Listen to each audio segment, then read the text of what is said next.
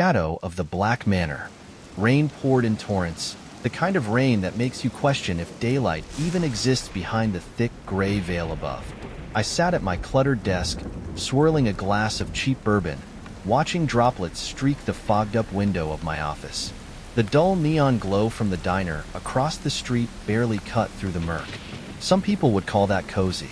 Not me. The knock came quietly at first, soft and tentative. When I didn't answer right away, it turned insistent, the sharp sound slicing through the steady patter of rain. I sighed, set the glass down, and pulled my revolver from the drawer. Years on the job taught me never to trust a knock after midnight. "Come in," I called, my voice steadier than I felt. The door creaked open to reveal a middle-aged man in a black overcoat and wide-brimmed hat. His eyes were hollow, like he hadn't slept in weeks, and deep lines etched his pale face. He carried himself stiffly, as if his nerves were strung too tightly to allow a single wasted movement. When he closed the door behind him, I caught the faintest scent of mildew. "Detective Ward?" His voice was soft and rasping. "I need your help. My niece, Clara, is missing. She's all the family I have left." I gestured toward the chair opposite me and leaned back, my gun hidden below the desk but ready. "Start from the beginning. Where was she last seen?" He hesitated, his hands clutching the brim of his hat. Finally, he murmured, "Black Manor." The words felt like a shard of ice sliding down my spine. Black Manor.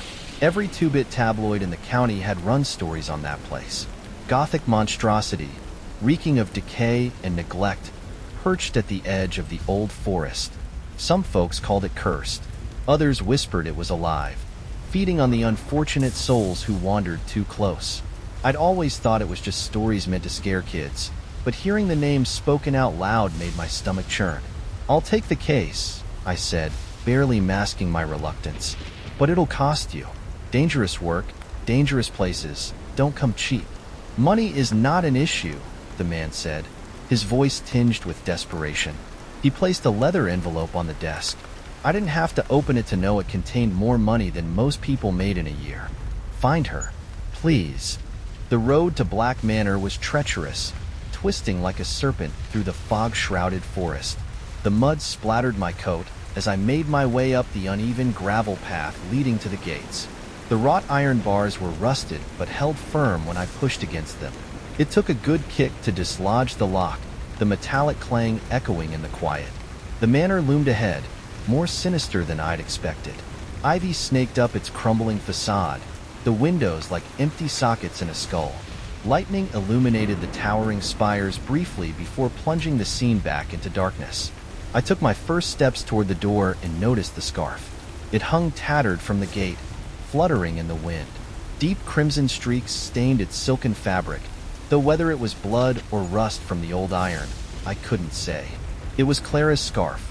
I'd seen a picture of her wearing it in a file Elias Mortem had left with me.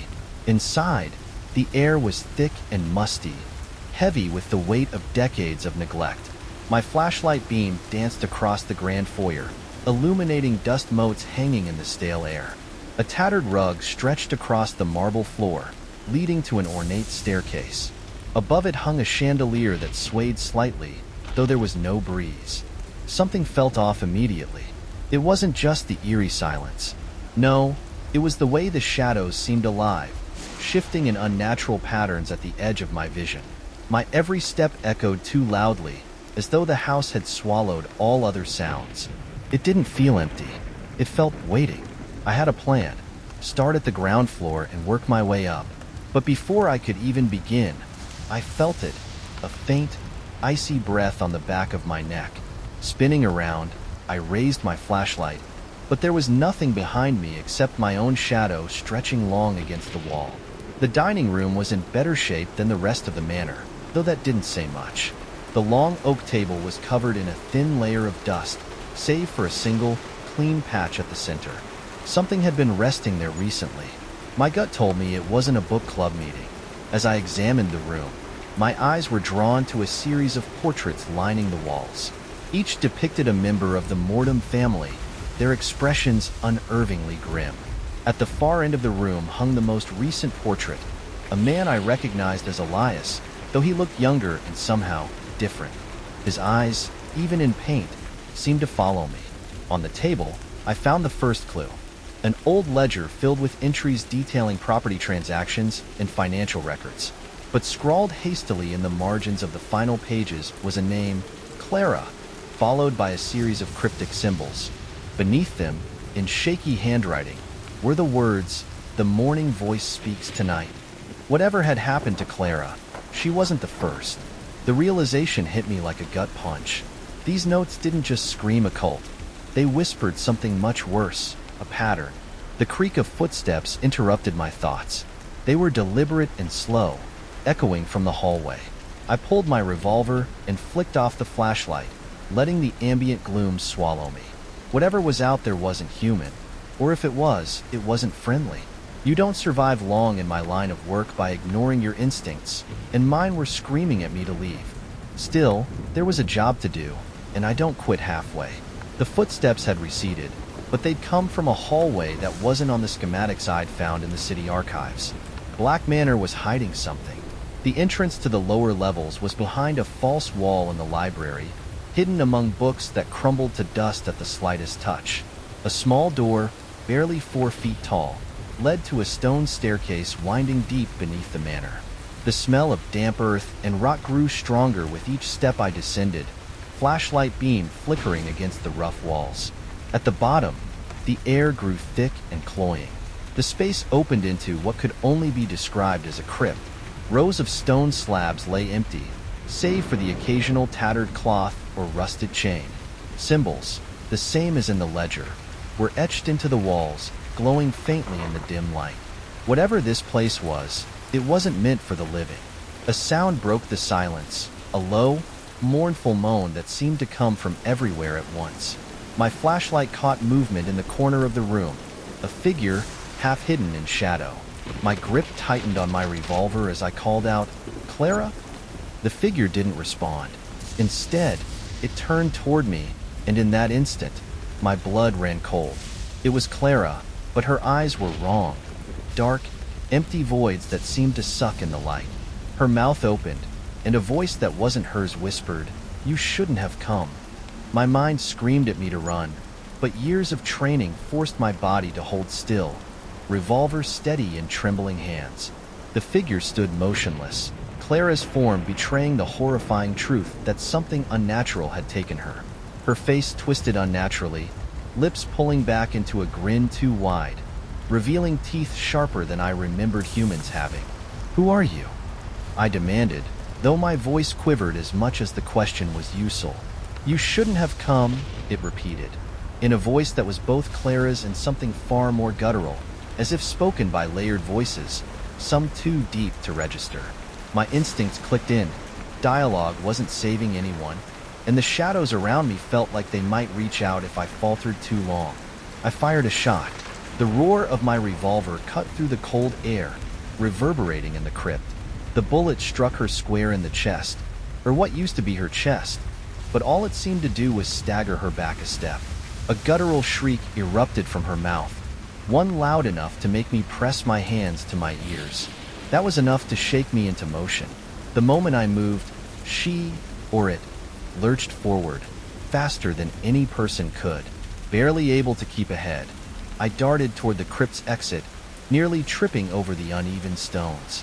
The staircase came into view, and just as I grasped the handrail, I felt her claws, yes, claws, graze the back up. I spun, more out of instinct than plan, and smashed the flashlight into her head. The glass shattered, plunging everything into near darkness.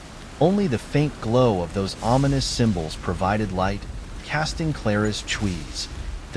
My eyes darted to the family portraits. Elias Mortem's sharp, staring gaze burned into me, almost accusatory. Behind him, just barely noticeable in the painting's background, was an altar, a black stone slab, standing before what could only be described as a blurring void. "Of course," I whispered. The altar wasn't some artistic flair. It was here, somewhere in the manor. It wasn't the crypt below. No, the void seemed central, large enough to suggest a grand space that wasn't buried. As if to confirm my hunch, I heard a loud creak above me. Something heavy moved on the second floor. I moved cautiously now, my revolver drawn. The library opened into a larger drawing room, and I kept to the walls, avoiding sight lines to whatever might lie ahead. I barely registered the air shifting. It turned warmer, electric, as if static was vibrating unseen. The staircase leading upstairs groaned beneath my feet. Every step felt like an invitation to disaster, but the creaks above seemed further away now. If Clara, or whatever she'd become, had gone up here, then I couldn't let my nerves stop me from following. At the top of the stairs was a hallway lined with cracked, ornate doors, none labeled but all of them emanating an ancient menace. Then I heard it, a chant, faint, low, rising in tandem with my heartbeat. At the end of the hall stood double doors, slightly ajar, and I couldn't ignore the low crimson glow spilling out. Pushing the doors open with the muzzle of my revolver, I felt the room exhale around me. The altar was unmistakable, just as black and foreboding as the painting depicted, carved with yet more symbols that gleamed unnaturally in the red light. Behind it hung nothingness, a void, alive, its edges rippling faintly. In front of the altar stood Elias Mortem, or at least someone wearing his face. His expression was blank, as though he were a marionette guided by unseen hands. Spread before him were more items of the occult, knives, bones, and jars of what I couldn't bring myself to inspect too closely. "You should not have come here, detective," he said, his voice calm, dripping with an almost pitying menace. "I get that a lot," I said, though the bravado felt forced. "But you sent me here yourself. Where's Clara?" "She's here." He gestured toward the void. "She will always be here now." The void surged momentarily, its surface pulsing with colors no human mind should comprehend. Somewhere deep within, a figure writhed, Clara, or at least what was left of her. Her face flickered in the swirling chaos, her expression one of pleading. "You've brought disruption," Elias continued, slowly turning toward me. "We needed more time to complete the binding, and now you risk tearing it open prematurely. Do you understand what you've done?" The regret in his tone sent a chill through me. I had thought I was dealing with a deranged killer, maybe an occult enthusiast gone too far, but this was bigger, and it wasn't done. I raised the revolver, aiming at his chest. "End it. Whatever the hell this is, shut it down before I make you." Elias tilted his head. "You destroy us both. You'll see how small your actions are in the grand design." And with that, he plunged the blade he'd been holding into his own chest. The room erupted into chaos. Elias collapsed to his knees, a small smile tugging at his lips even as blood poured from the self-inflicted wound. The air in the room thickened, suffocating, the void behind him pulsing violently, expanding outward like ink spreading through water. Clara's faint, ghostly form flailed against the dark swirl, her face contorted in SI. The symbols carved into the altar and walls began to glow brighter, their sickly light casting impossible shadows that crawled across the floor and ceiling. The void roared, if it could even be called a roar, an unholy sound that clawed at the edges of my mind, threatening to unravel any grip I had on sanity. My revolver felt useless now, a child's toy against an eldritch power that cared little for mortal weapons. Yet, I gripped it tighter, a futile lifeline in a situation spinning further out of control. Elias lifted his head, blood staining his teeth as he laughed weakly. "It's done. The Black Altar is awake. You thought you could meddle, detective, but you've only accelerated the inevitable." "Inevitable?" I snarled, desperate for a way to regain control. "I'm shutting this down, one way or another." His laugh deepened, gurgling as his breath grew shallower. "You're too late. Clara belongs to it now, and soon, so will you." With one last rasping breath, Elias slumped forward, lifeless. But the void wasn't finished. The temperature in the room plummeted, ice forming along the edges of the altar. Clara's spectral image reached out toward me, her lips moving silently. Words appeared in my mind, not heard, but felt. "You can stop this, but only from the other side." I didn't understand. "What do you mean?" I shouted, but the message only repeated, hammering against my skull. The other side. Hurry.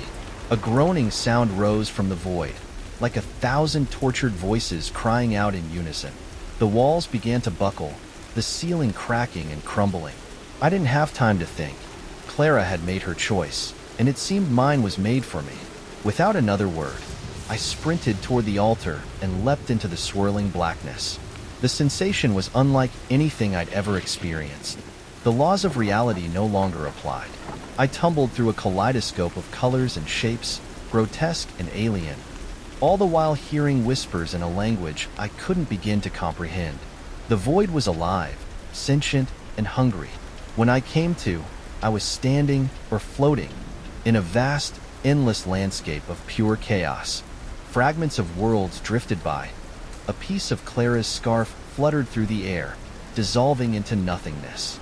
Shapes formed and reformed in the periphery of my vision, too fleeting and nonsensical to identify. Clara appeared before me, her form flickering like a candle in a storm. Her face was calmer now, though the fear remained in her eyes. "I've been trapped here for what feels like eternity," she said, her voice echoing unnaturally. "We don't have much time. The altar is the key. It links this place to your world. Destroy it, and you sever the connection.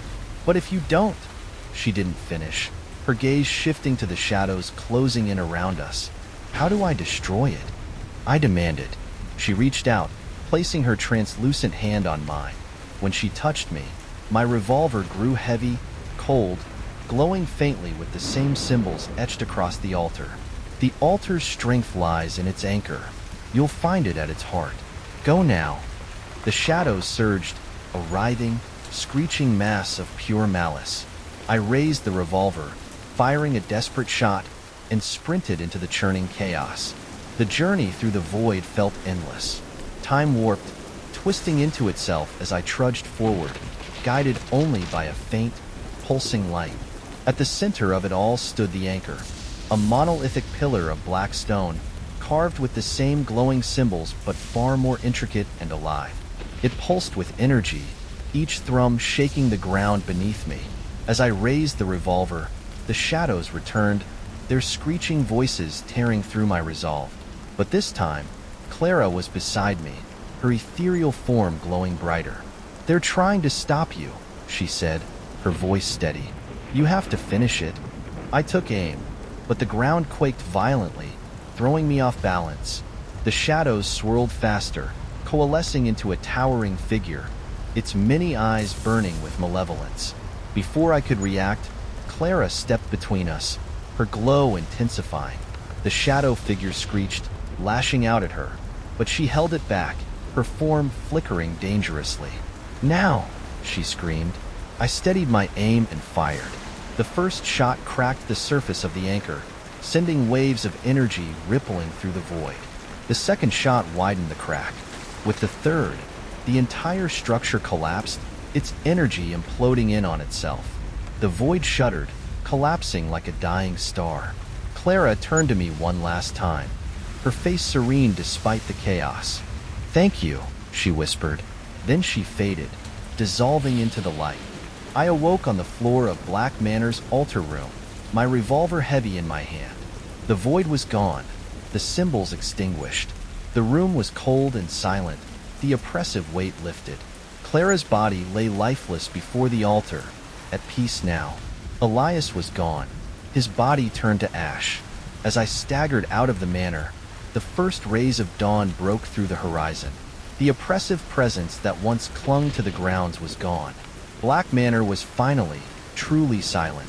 I buried Clara in the woods near the road leading to the manor, marking her grave with a simple stone.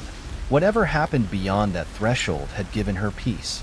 Back in my office, as I poured another glass of bourbon, I found the ledger Elias had given me, now blank. The symbols, the names, everything was gone, as if the case never existed. But as I stared out at the rain-soaked streets, I couldn't shake the feeling that the void was still out there, waiting. Because some doors, once opened, can never truly be closed.